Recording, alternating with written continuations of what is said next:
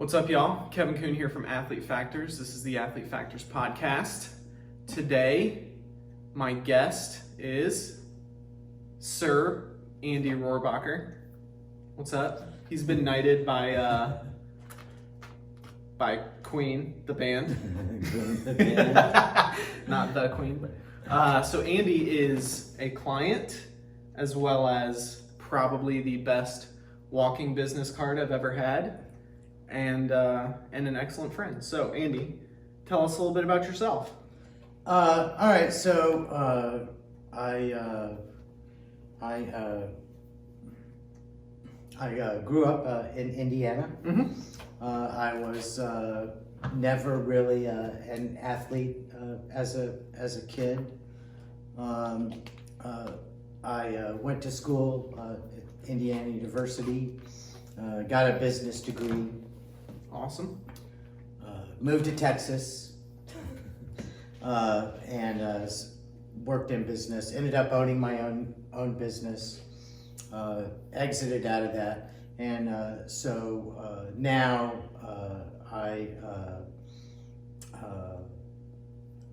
we have a venture capital company, Mm-hmm.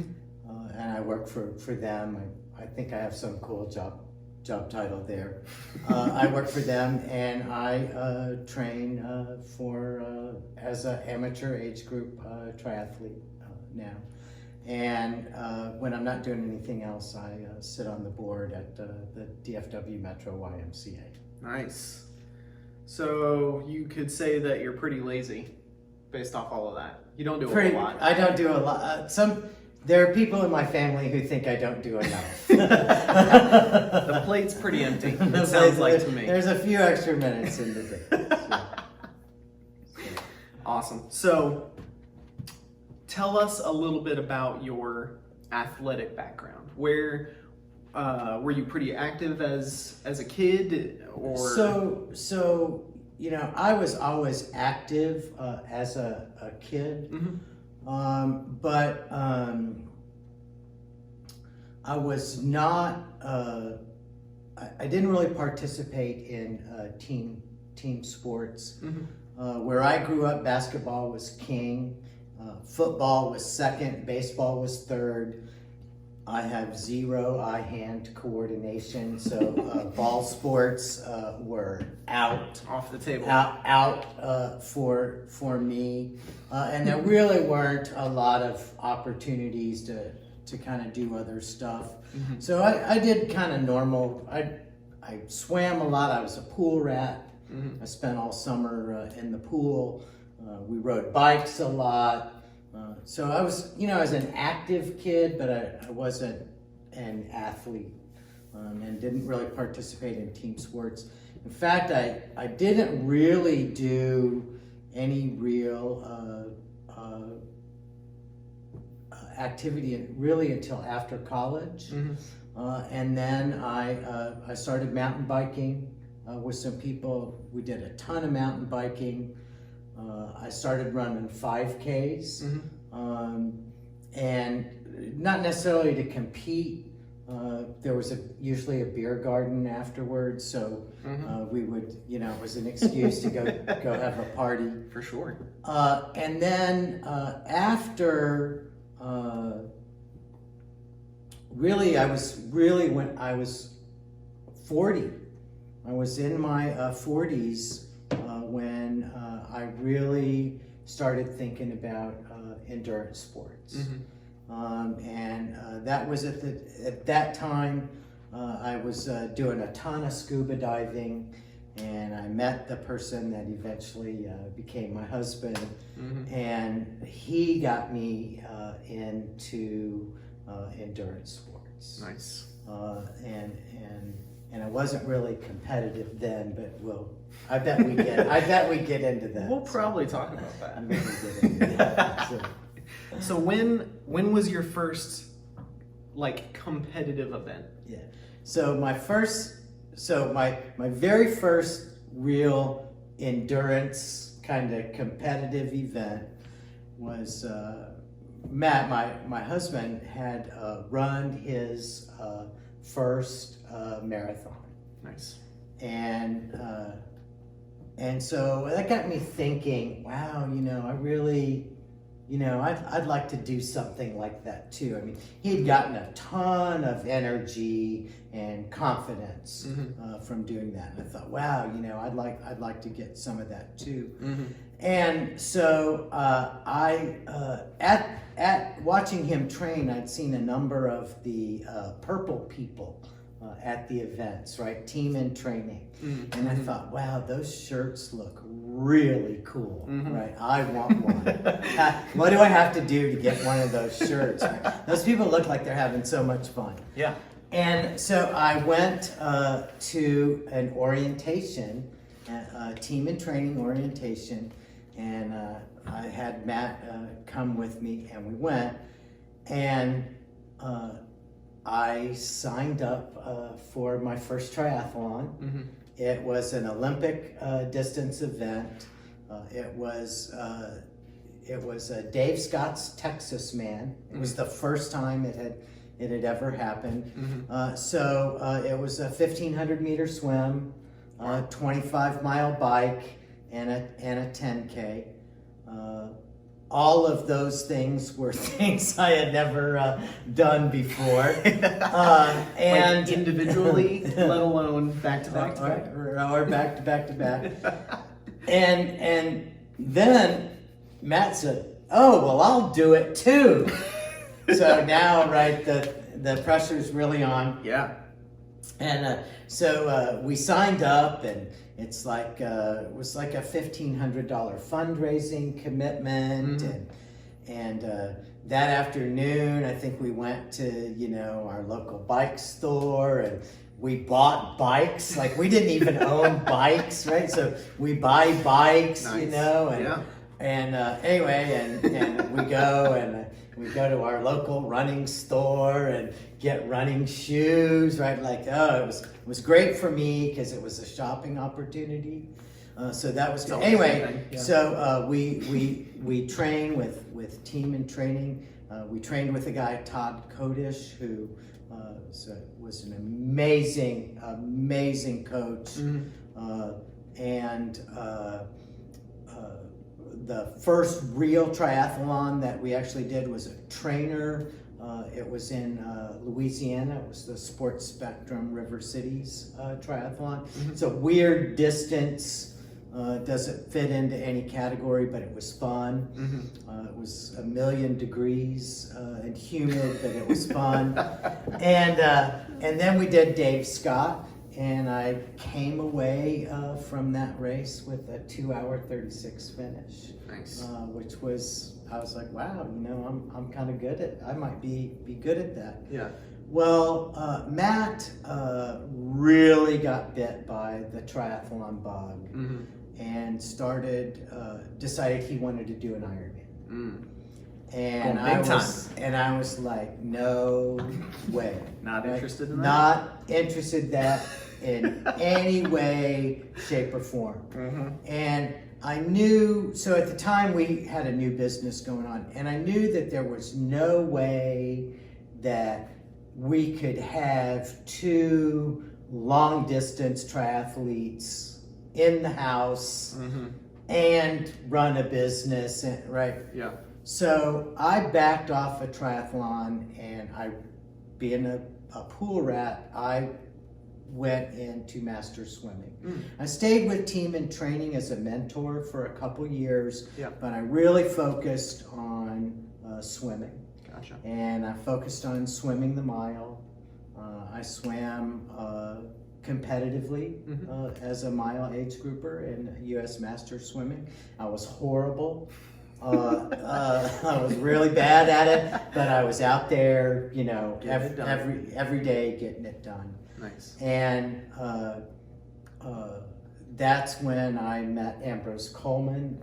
I messed up my shoulder through some bad mechanics, and Ambrose got me back going. I hate that guy. Yeah, Ambrose got me back going, and so I swam for a little while, and then business, right? Just I had different priorities, And what ultimately ended up happening was I quit. Mm-hmm. I quit everything. Mm-hmm.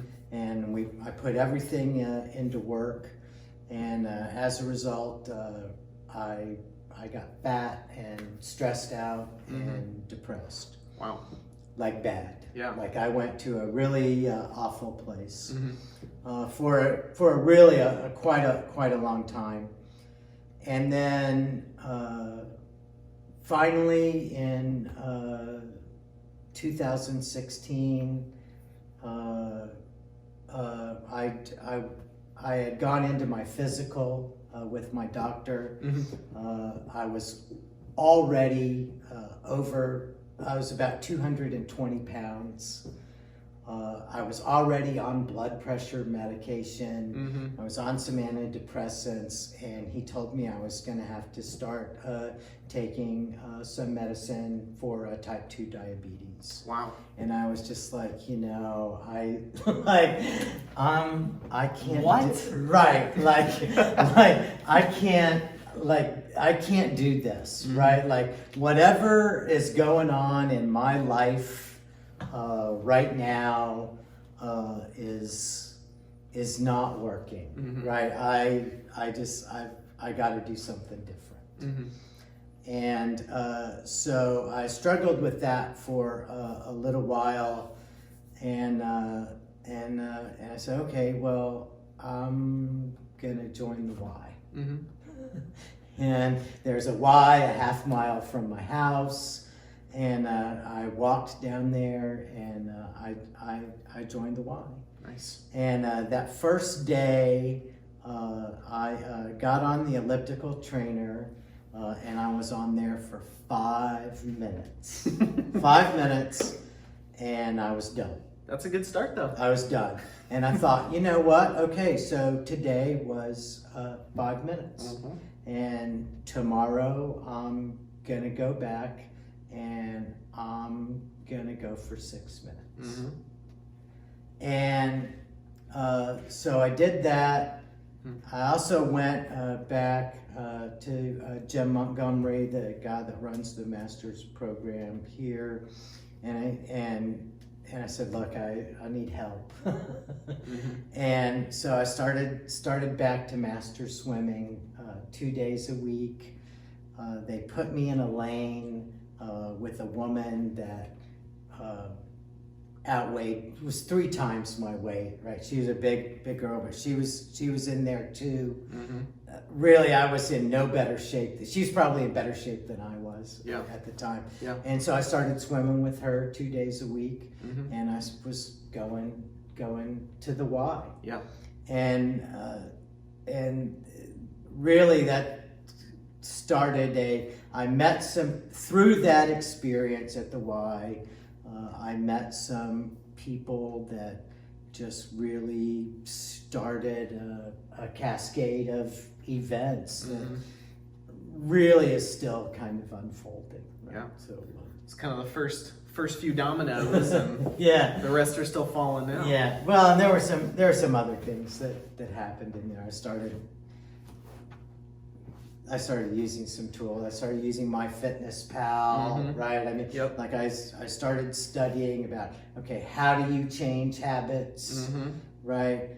I read the book Spark, which radically changed how I thought about the world. Yeah. And so, like I said, just a whole cascade of things were happening then. So. Nice. So yeah, I right around, it would have been 2016, 2017, I get a call from Ambrose saying, hey, you've worked with Matt, and but I'm sending you another guy. I'm sending you Andy, so take care of him. He's a really good friend of mine, so don't mess this up.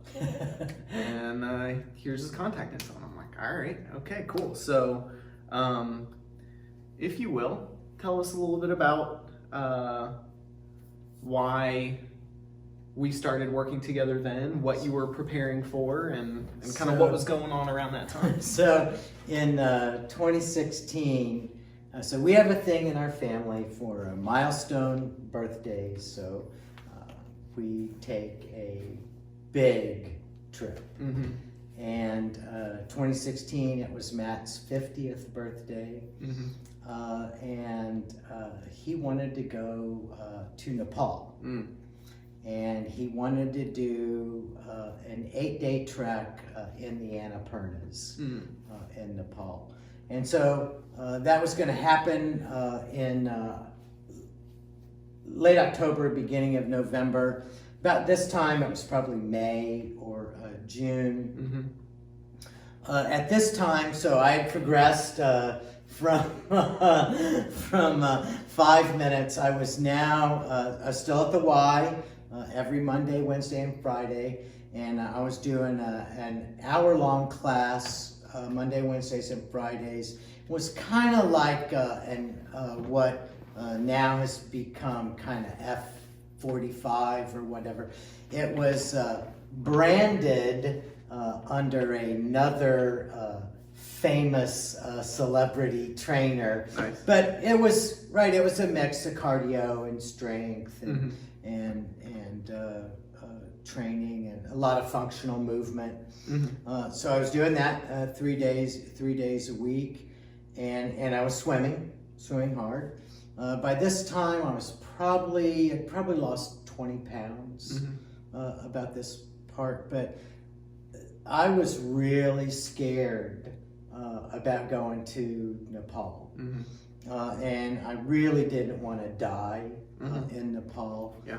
And this was the kind of trip, right? This was all or nothing kind of trip for us. In particular for me, there was a lot at stake because there was only one way out, right? Once we got out on the track, there was only one way out, really, and that was by helicopter. And I really didn't want to go out that way. Didn't want to go out that way. Understandable. And so I knew that I needed help, right? And so I had called Ambrose and I was like, look, I got to know how to climb a freaking mountain, right? I mean, we're gonna climb For days. 12,000 feet, Yeah. right? In 8 days, right? So, like, it's a lot. And one part of the trek was 6,000 stone steps. Wow. So, like, it was a full day of climbing stairs, right? Yep. And I knew, like, I got to get help. So I called Ambrose. Ambrose said, I got the guy for you. And that's how I met you. And so for the next 6 months, we did a bunch of step ups. We sure did. we step did step up. Forwards, sideways, rotation step. Well, and I remember the day I walked in to see you. And so here was this like little short fat guy that walked in and told you, I'm gonna climb a mountain, you know, and you were just kind of like, yeah, right, whatever. and then, you know, like, I think, you know, really after the first few weeks, you know, you were kind of like, wow, this guy's like doing everything like I give him. he's like really serious, Yeah. right? Like, Yeah. And it was funny because like I would go to the Y and I'd do my little workout, and then I would go to the multi-purpose room, and like they didn't have the exact equipment that we were using, so I figured out like, okay, well I could use this here and that, right? And I just figured it out, and I would do my homework every day, and you know, all I could think of was I really don't want to hear chopper blades. You know, like, I just really want to do this, and you know, sure enough, we did it, and before we went to Nepal, I had talked to a guy that had been in country multiple times, and he said something to me. He said, there isn't a day that goes by that I don't think about being in Nepal. And I thought, that whatever. Yeah, whatever. Okay, bro. I'm telling you, Nepal was a completely life-changing experience for me. There isn't a day that goes by that I don't think about it. Wow. And for the first 3 months we were back from Nepal, I dreamed about Nepal every night. Wow. It was just the most amazingly beautiful country, but it was the experience for me. Like I got an amazing boost of confidence. And for 14 days, I was so far out of my comfort zone, right? Like I was so far away from okay, like I just can't describe it, right? And it wasn't just the physical, like just everything about that experience was way away from my comfort zones. And I came out of that a completely different person that went in to that trip. Yeah. And I thought, if I can do this, right? Like, who knows? Like, what else can I do? Right? Like, I'm not right. I did that. What else? What else do I think I can't do? Right. That, like, let's go do that. Right? Let's go see if that's really true. Yeah. The other thing is about that time I switched to a vegetarian diet. So really, that was the only thing in Nepal that like I was, okay, great, right? It's a vegetarian country pretty much. And so I was like, okay, wow, I get it, right? Hey, one thing that's not changed, That's hilarious. It's an amazing country. It's an amazing experience. It's incredibly beautiful. For me, it really was life-changing. Huge turning point for you. It was a huge turning point for me. And so, anyway, I probably talked way too long. That's all good. It's amazing. It's amazing. Like I still I get like all emotional about it. Yeah, I can see it. I can see it. Like I can hear it in your voice too. So yeah, I was expecting, when you got back to hear like, oh, it was really difficult. It was tough, but I got through it. But like the training helped. But when you came back, it was like, this was amazing. I had the best time of my life. I wasn't even sore. I was just enjoying everything, and I was like, awesome. I'm so happy. Like, that's what we had trained for, so that you could enjoy it, not so that you could get through it, but so that you'd be looking up and around and not right. well, and so the good part about trekking in Nepal too is it's designed, right? So you work and then you take a break at a tea house and you hang out and all that. The only thing that we didn't really prepare for was the descent. So like going up was no problem, but I was not really prepared for how difficult coming down the mountain was. And so the first day, so we descended from this place, the Copra. So we descended probably 5,000 feet in one day, right? Wow. Just roar down, and it's straight downhill. Yeah. And by the time we got to where we were going to spend the night, I could barely walk. Mm. And I thought, and we had to walk upstairs to get to where we were going to sleep. Mm-hmm. And I was just like, you know what? Like, I'm going to be able to do this one time. Right? So I ate and I went upstairs and I went to bed. And I remember going to bed. I remember thinking, you know what? This is bad, right? Because I don't know how I'm going to get through tomorrow. Yeah. Right? Yep. Like, this may be the last day of the trip for me. And there were 3 more days. And I was like, okay, right, I'm going to just, like, let me just sleep. Yeah. And we'll see where we are in the morning. And, you know, I got up in the morning and I was okay. Yeah. And I was like, oh, I Not too can walk down these stairs, right? You know, I was like, okay, good, right? No helicopter, right? So we're out. So, you know, but that was, right? That was really the only time that I was like, I don't know, you know, but it was good. But you're right. So when I got back, I was, you know, ready to go, right? Yeah. And so, you know, we kind of started really from there. Yeah. So you kind of jumped, like, was the transition into serious triathlon training pretty quick after that? Like, right when you got back, like, boom? Or... No, it wasn't at all. So the next thing that happened was,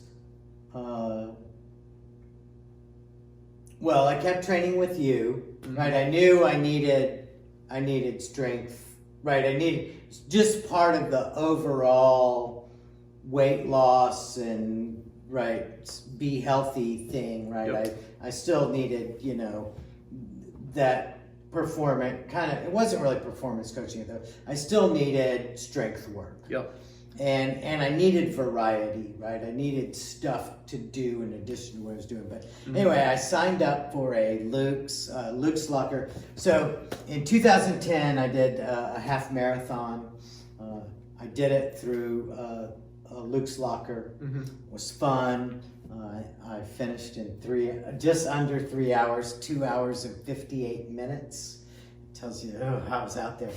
Anyway, getting after it. So I decided I would go back to Luke's and I would do a couch to 5K program.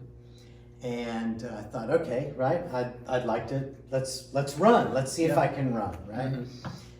Ultimately, I ended up not doing the 5K. I ended up doing a 10K with them. Just so happened at that 10K, a woman that I worked with came to cheer for me. She brought her boyfriend. He didn't know that these kinds of events were a thing, right? And like, he was totally blown away. Yeah. And so he asked me, he said, hey, I want to do one of these events. Let's do an event. Celebration White Rock was coming up. It's 5K, and it's for a good cause. And so Robert, this guy's name is Robert. Robert and I signed up for a 5K, the Celebration White Rock, and we trained together for another couple months, and we ran White Rock. We had a blast. We got done with that race, and we went back to the car. There was a flyer for the Baylor Sprint Triathlon in April, and I said, okay, well, Robert, since we're testing limits, Yep. Here's the next right? event. Let's do a triathlon, right? Let's see, right? Yeah. Let's do this sprint. Yeah. And so Robert had some biking experience. He had done a couple long distance rides, like to Austin, from Dallas to Austin. Wow. Right? He'd done some serious riding, and Yeah. and he wasn't really a swimmer, and he'd been running, and so we did the Baylor, and I thought, this kind of sprinting thing, it's kind of fun. And, Yeah, not too far. And I didn't do horrible at it. So now I have to say, so at this time, I'm riding a specialized cross trek bike. So it's a hybrid fat tire bike. That's what I'm doing triathlons on. Nice. Right now. Right? I'm like up, kind of my Mary Poppins bike doing the triathlon, Anyway, but At least it didn't have like a banana seat. Like or a like basket. streamers on It the- didn't have that. But so I'm out there, doing my thing, and it was fun. I had a good time. Robert called it correctly. He's like, you're like, this bad things are gonna happen, right? And I'm out, right? I can't go with you on this journey, right? And like have fun. Yeah, have fun. So I signed up for Craig Ranch. I came in DFL in my age group. And I was so excited about that because it lit a fire under me. Yeah. It lit a fire under me, and I was like, okay, that's never gonna happen again. Yeah. Right. Mm-hmm. It's just never gonna happen again.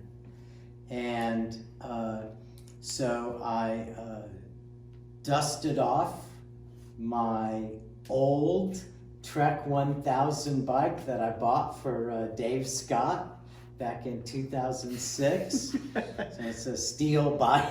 Nice.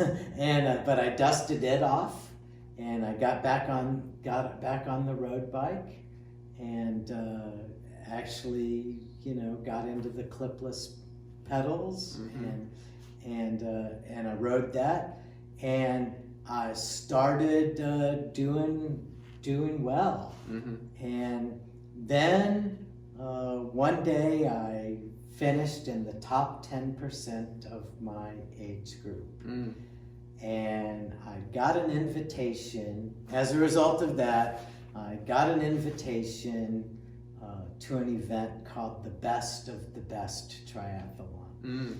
And so I don't want to take away from that event, but it's not that difficult to qualify for, okay? But it's a thing. Yeah. And I thought, I really want a medal that says best of the best, because nobody else in my house has one of those. And I'm gonna wear it around. I'm gonna wear it to bed. I'm gonna wear it everywhere I can. So I did best of the best, and I got the medal and the hoodie and everything. Oh, it was amazing. I wore it to work. I was like, if you don't know, now you know. I have it. You don't, I do, right? It's got a big number 1 on it. I love it. Anyway, so, but that really got things going. Well, about this time, I had, I had to take a break from triathlon, and the only thing I could do was run. I'd had a family issue that took me out of Dallas for a few months, and I was back in Indiana. So I started running. I started using an app called Active that had a bunch of remote coached workouts on it, right? On-demand coached workouts. I started running with Active because I wanted to stay in shape. Did a couple 5Ks up there. Through that app, I met a guy named Benjamin Green. He's an amazing coach, amazing athlete. He's an 8-time Team USA competitor. Wow. Great guy.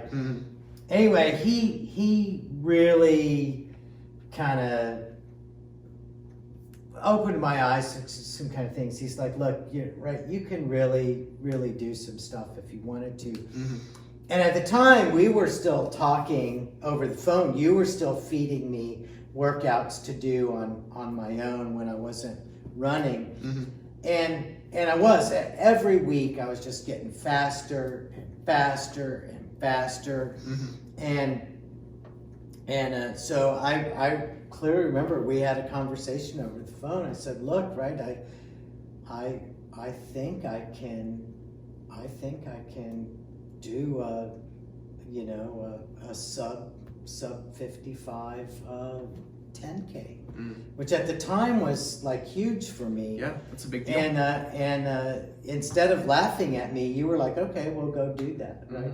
And so I came back from Indiana. We trained together some more, and I went out that November and I ran a 53 10K, and I ended up first in my age group, and I was shocked, and Matt was there, and I told Matt, I said, look, I don't care if I'm the only person in my age group, right? I'm going to take that trophy and I'm going to stand up on that podium and I'm going to get my picture taken. That's right. Well, so there were 5 people in my age group. But like that really, like that told me, okay, well, wait, right? Like this is a thing, right? Like I'm at a place, right, where this could be real. Yeah.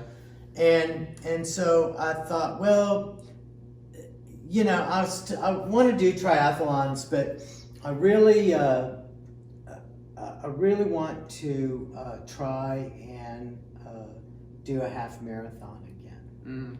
Really, that 3-hour thing was really, and at the time I was really focused on running.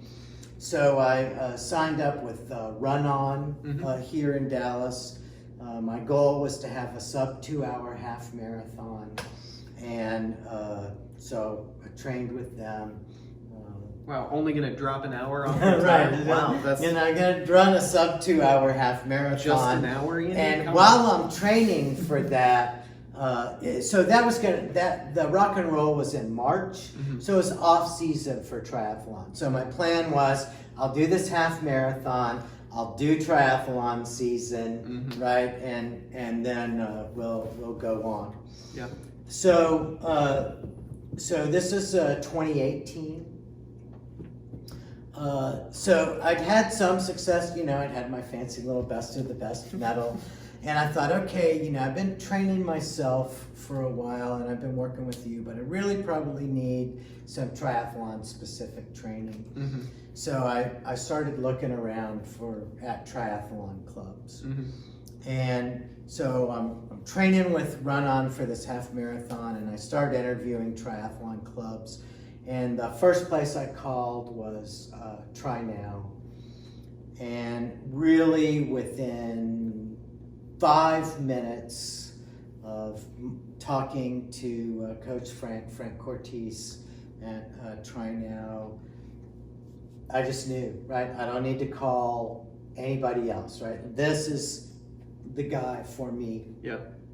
For a number of reasons. He's vegan, right? So he got the whole no meat thing. Yeah. He's not gonna fight you on your right. diet. And, He kind of understood the Andy show, and we just got along really well. And I was like, this is the guy for me. And he said, look, I don't want to get through your half marathon and then we'll start. So got through the half marathon, had an amazing time, amazing event. I ended up with I think a 158, which was really, I was like, yes, right, okay. So now, I've had 2 shots here where I've set what I felt was an aggressive goal and I crushed it, right? So now we're kind of on this upward spiral of things. So now I joined this triathlon team, right? And really, I didn't really have any goals. I just wanted to race. And we started having top 10 finishes, and then we started having top 5 finishes, and then we started ending up on podiums. And and we got another trip to Best of the Best. And I realized, so at the time, so I realized that going to USAT Age Group Nationals was a real possibility for me. And so I went to Frank and I said, look, that's what I want to do. I want to go to Age Group Nationals, right? And he's like, fine, let's do that. Well, unbeknownst to me, I had already qualified.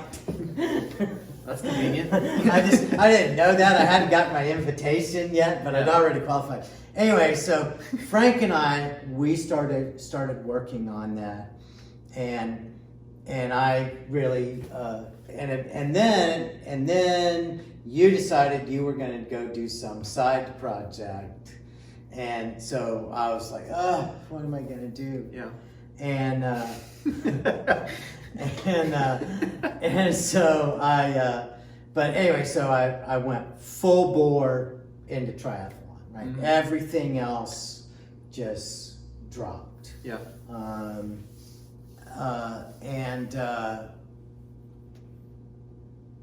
So I started working with another strength coach, and ultimately I ended up getting injured with them. So probably wasn't the best thing that happened. But anyway, so that's really when that's how I mark becoming competitive. I think other people would probably mark it before that point. Yeah. Before 19. But I don't. That's when I say, oh, now I'm serious. Yeah. Nice. So yeah, that kind of catches us up to basically right around a year ago. Yeah. When you reached out to me and said, hey, my knee hurts. Yeah. So right. So we had just started working. You come back to the world and had decided, that we were gonna, we were still working together, and I had, we're about 2 months out from state championships, and my knee hurts, right? I mean, my knee hurts bad. Yep. And like I was really not able to run. Yeah. And so we started back together, and we rebuilt the knee. Yeah. Your pictures of your knee and assessments of your knee are some of my first ever posts as Athlete Factors on Instagram, and I talked about that whole situation with Ambrose on his podcast, and so my left knee is famous. It is. So first race back. We actually missed Baylor last year because I was out with the knee. First race back was the state championships at Cedar Hill, which is a brutal course. Super hilly. It's all hills. Yeah. It's all hills. And we came away second at state championships with the new knee. What's super funny about that is when you came to me, you were like, I think my season's over. Like I can't run, so like I can do the swim, I can do the bike, but like what am I gonna walk? How am I gonna advance? How am I gonna qualify for anything else? Right. Well, nationals was on the line, right? Yeah. So people know. So to qualify for USAT nationals in that year there were basically two paths for me.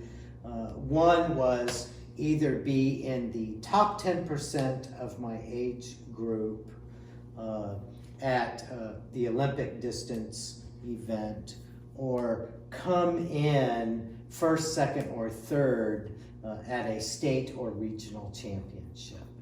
And so when you're old, right, your age group is tiny, so it's difficult. That effectively means you probably need to be first, second, or third in your age group, at least first, right, in your age group at any event, right? Or to be in that top 10. Right, to be in that top 10, because you know, to come in third and be in the top 10%, you'd need 30 people in your age group. Well, like in my age group, they're just at that time 55 to 59. There weren't 30 people at any event, right, in my age group. So, so anyway, so we came away right second at states. We're like, yes, yes, right. This is amazing. I guess I got lucky. Yeah. It was a good day, right? We picked a good race. Yes. I'm being super competitive. I've learned to pick races now. And then next up was regionals in Waco. Also a killer of a course, because it's an upstream swim against a current in the Brazos. Brazos, that's right. And then on the run, there's a very famous hill there. At regionals, it's between mile 3 and 4, and at the half iron distance that is there every year, you do that hill twice. It eats your lunch. Anyway. So we did regionals in July. I think when we started the run there, it was 95 degrees. It was a warm one. It was a hot day. Yep. I finished that race in 3 hours and 2 minutes. It was the worst time I'd ever had at kind of the Olympic distance. I had an amazing swim. I'd had an amazing bike. The run just it was awful, and I thought, you know, there's just no way, right? Like we're done, right? Time wise, it's not there. We were just done, and so I didn't even check results, right? I just went by what was on my Garmin, and so I remember we were all standing around there, just kind of socializing and you know, and all of a sudden somebody just came up to me and they're like, "Hey, you're on the podium. They need you." I was like, "What?" Yeah. You know, and so we took third at regionals.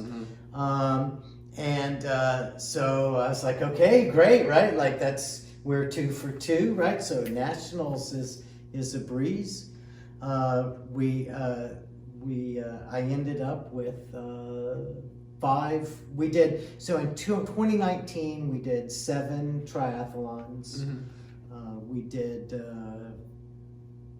4 Olympics and 3 sprints.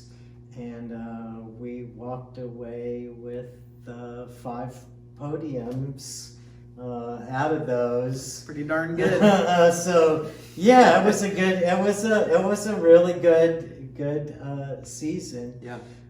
And age group nationals was it was a thing to behold. I mean, it was really amazing. The difference, but that whole vibe was. I remember you saying completely different. The atmosphere there was just like you're like, I want to be here. I want to be around this sort of thing, because everybody is different here. They're serious. They're keyed in. Like it was like so. Like it was. The only way I can describe it is it was just chill. Like everybody that was there knew, like didn't think, they knew exactly what they were going to do. Yeah. Right? So there was no doubt, there was no worry, right? We all knew why we were there and exactly what we were going to do on race day. And like it was so amazing. So like you swim in Lake Erie, which was interesting, but so we're on the beach, right, waiting for our wave to start, And like normally at like, you know, local events or regional events or whatever, there's just like this ton of nervous energy, you know, and people aren't really talking to one another or anything like that. So like at this event, everybody on the beach, we were introducing ourselves, we were all shaking hands, we're like, hey, good luck, congratulations for being here. Yeah. You know, it was just super collegial, right? Everybody was super friendly. And then the cannon went off and like all bets were like, boom, it was business time, right? Just wham, right? And everybody just got to work. Yeah.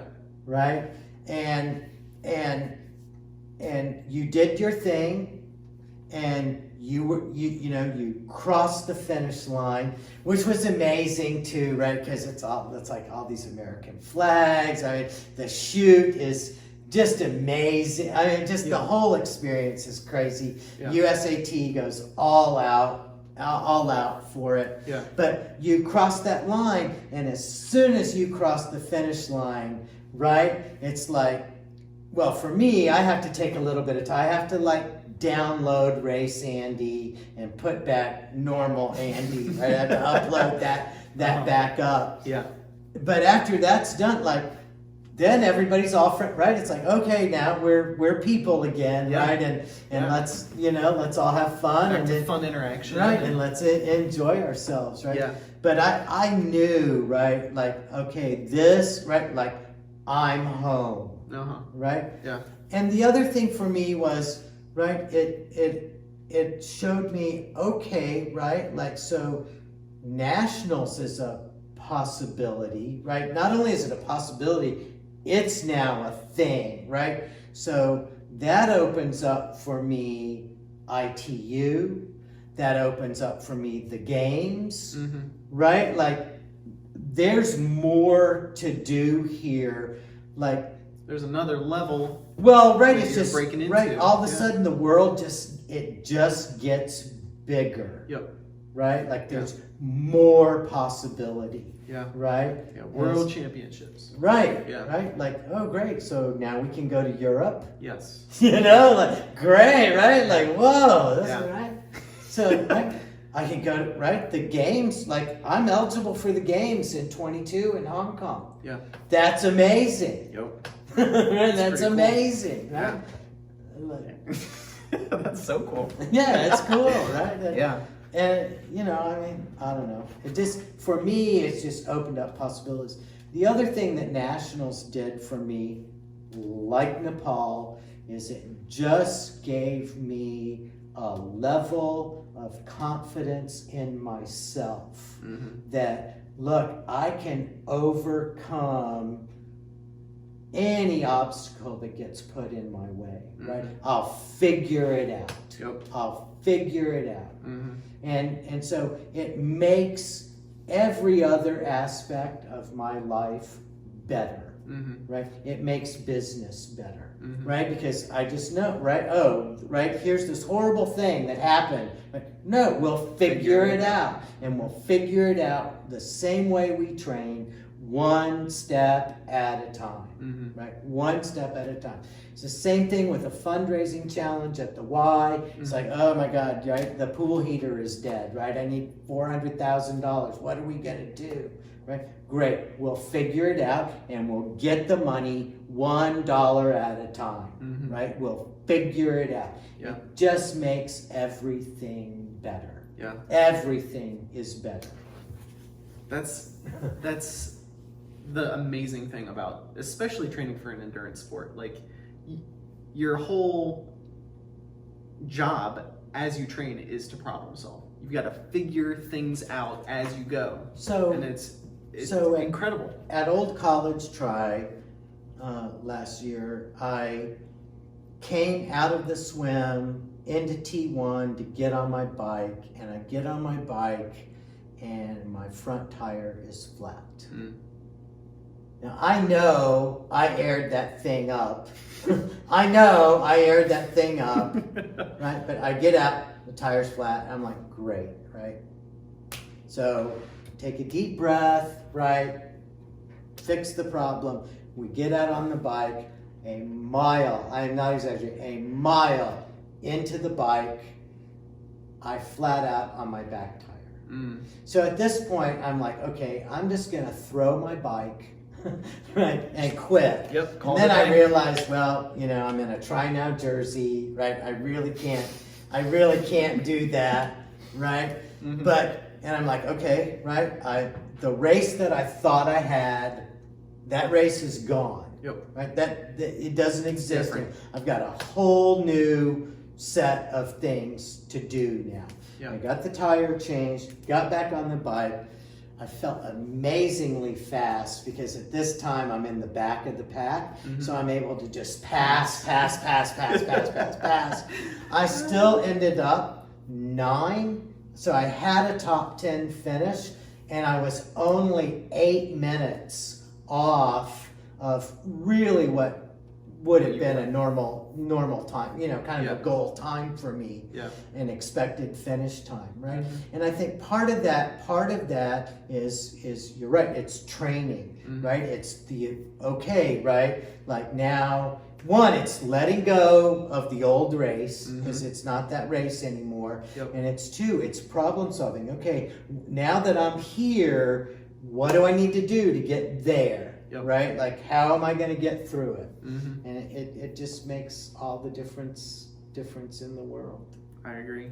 It's the life lessons that you can't learn doing too many other things, like endurance sports and triathlon especially. Like, it puts you in positions where like you don't really have any other options, right? Except to figure it out. Yeah, it's like being in Nepal, right? It's a helicopter or figure it out. You know. So Shoot. Well, for the sake of time, let's jump forward into kind of what happened a little bit after that. You get home, you decide to go on a little vacation, and so back to landmark birthdays.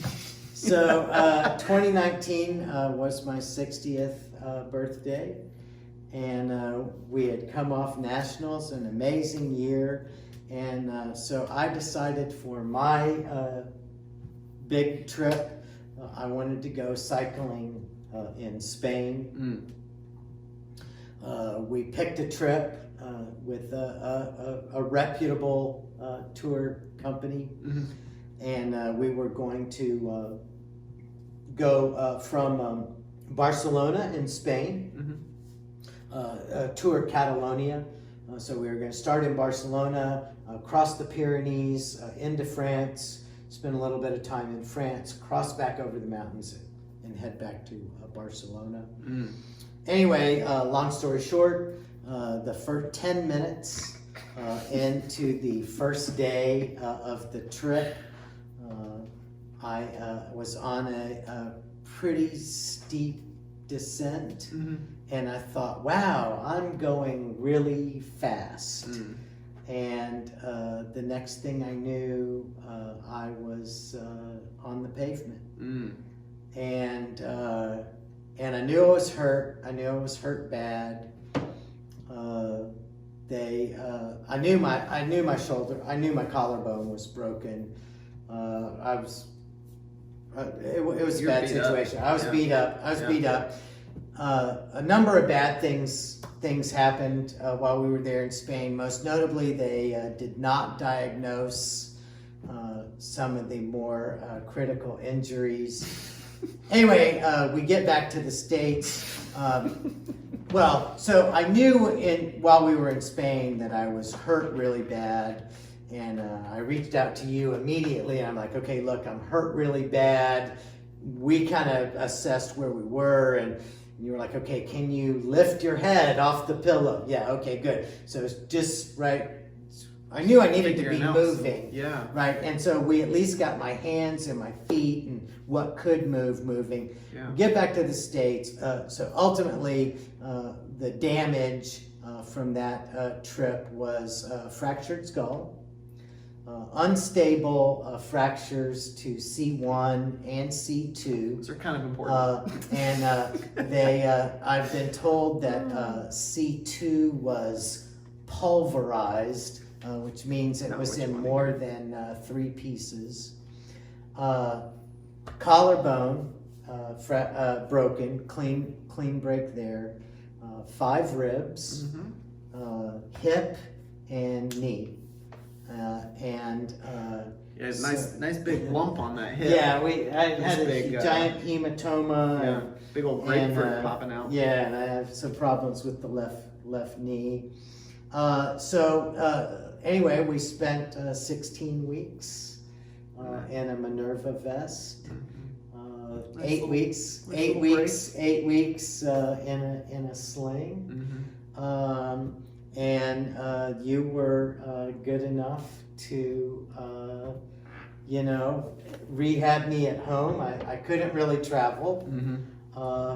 And so we built a program about what we could do. I mean, for me, it was more about, okay, how do I kind of get back whatever I can get back? And I had, I told myself, okay, I'm probably not going to be, like, the world is different now, right? That race is gone, right? I have a new race. And all the people that were around me were like, oh no, you'll be fine. And I'm like, let's see. Let's wait and see. Yeah, don't throw in the towel yet. Yeah, I'm like, okay, whatever. Right? and fortunately, I'm super lucky in that I have some really amazing and amazingly talented people around me who have really kept me positive and have kept me challenged and have really been, I think, really had my best interest at heart, right? And they've really pushed me to get back really to what's looking like a stronger season. Maybe my strongest season. Even better than last year. Yeah, even better than last year. Yeah. Oh yeah. So that's kind of training's going really good right now. That's what you're saying. Training is going really good right now. Yeah. I'm working with Matt Eisen, also Athlete Factors podcast guest, alumni, former student of mine at Baylor, student, who also is amazing. Yeah. I'm still racing with Try Now. It's that Matt has specific experience with athletes with injuries like mine. Yep. And so we're using him for coaching now. And that experience, so that's also pushing a lot of boundaries for me. Yeah. The whole idea of remote coaching like that, and also coaching. He's used to coaching collegiate level athletes, and so to have that approach and mindset to things is a little bit different. It's a lot different. Yes. Oh yes. And I think the work that you and I are doing together is certainly a lot more challenging than what we were doing. I mean, I'm not complaining about any of that. Whatever got me here is not what's going to get me, right? So all the things that we're doing, it's all, I'm not complaining.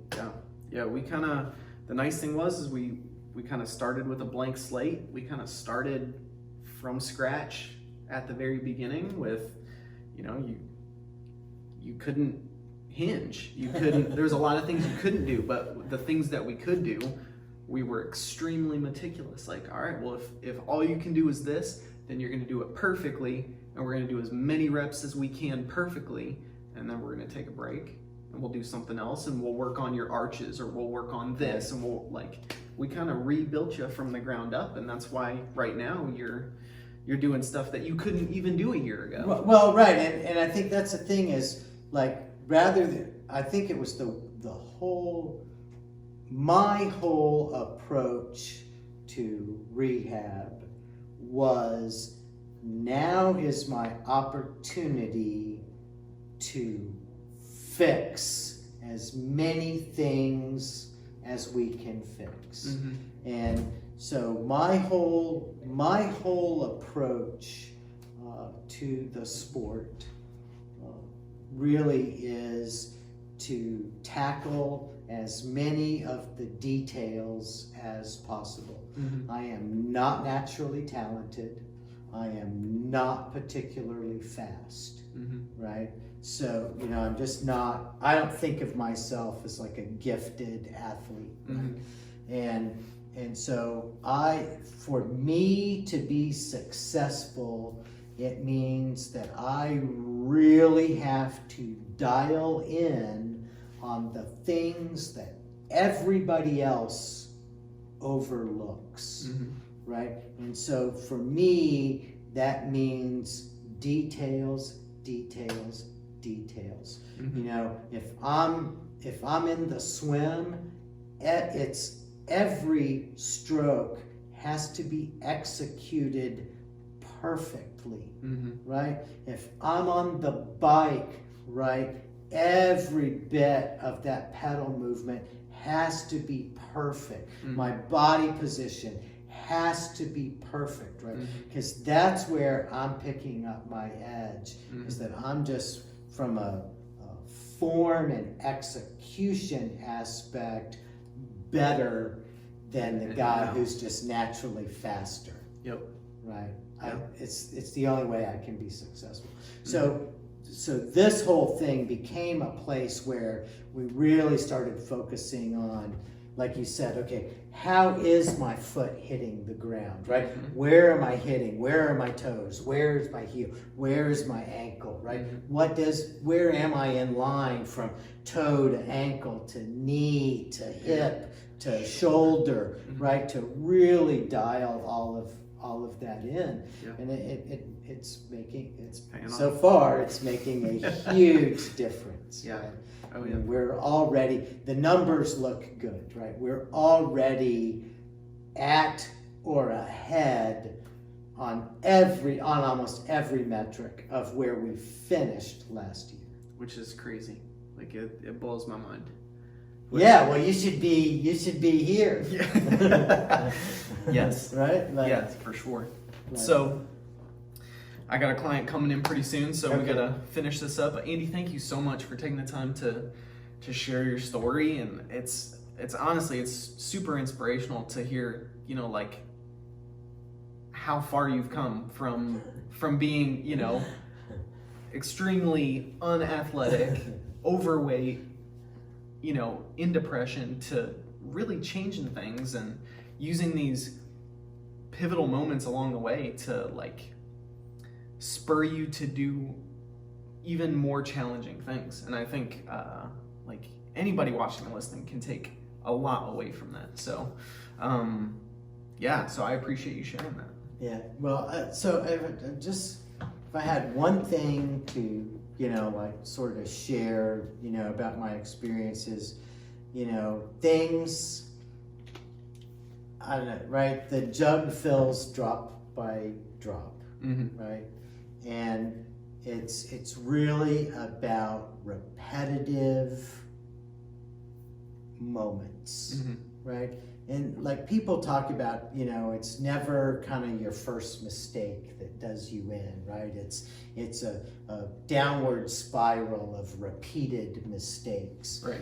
Well, I look at that in the exact opposite. Mm-hmm. Yeah, it's Right? the same in reverse. It's even stronger in reverse, right? Success it's just the result of millions of micro successes applied over time, right? So if you show up, right, and you put in the work, you know, every day, right, it pays off, right? And I think so, you know, that works for anybody in whatever they want to do, right? You just have to be patient, right? Patience and consistency, and consistency, right? And you'll win every time. I agree. I couldn't have said it any better myself. Just show up and do what you can do. Yeah. And build on it. So awesome. All right, y'all. Thank you so much for watching and listening, and I'm sure we'll have Andy on again in the future to talk more about this upcoming season and the games and World Championships and all of that. Yeah. Awesome. All right, y'all. Take care.